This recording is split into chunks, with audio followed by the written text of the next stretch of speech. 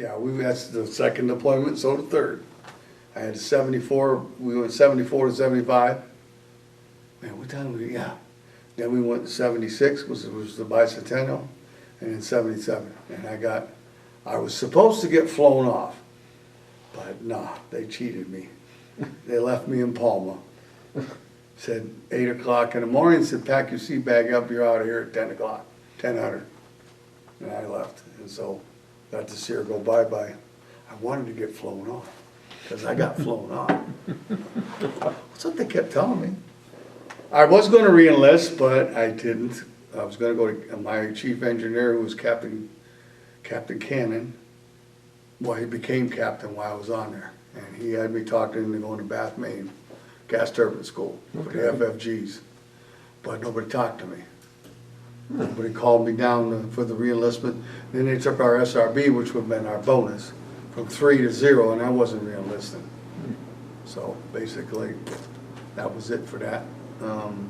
I did re-affiliate once I got out. When I moved, I went to, well, they flew me across the ocean to, where did I go? Philly? Jacksonville's where I got out. And I went to my brother's. He was living down in Louisiana at the time. Big snowstorm up here in Ohio. In 78, I wasn't coming up, so I stayed there for 8 years. Married, 2 kids, divorced, came home. Man, same thing here, married, 2 kids, and I had to raise them. But no, I drilled in NR, Naval Marine Corps Reserve Training Unit, NRMTF, I can't remember, down in Orange, Texas, was the first place I affiliated with the reserves. Drilled on a LST, one of the things that land, and that was the only 2 weeks I spent on that. As soon as I got back, I transferred to SIMA San Diego, so I spent a couple of years. The last one I spent there, I refurbished their casualty power cables, because I was an E4, so I did a grunt job that they didn't want to do, because I was a reservist. So they can't even treat us the best, but, and then I came back up, I started up in Ohio in 85. I got a divorce, came home. Started out of Youngstown and actually with a fast frigate. But that didn't entice me. I heard they had a semi unit in Erie. So that's where I went and I stayed there. Attachment 305 out of Portsmouth. And that's where I spent my every 2 weeks was in Portsmouth.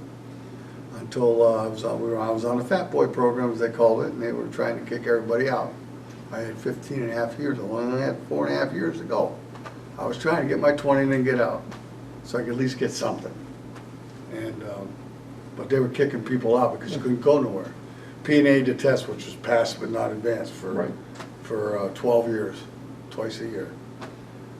They wanted me to change my rate, but I wasn't becoming a CV because that was open.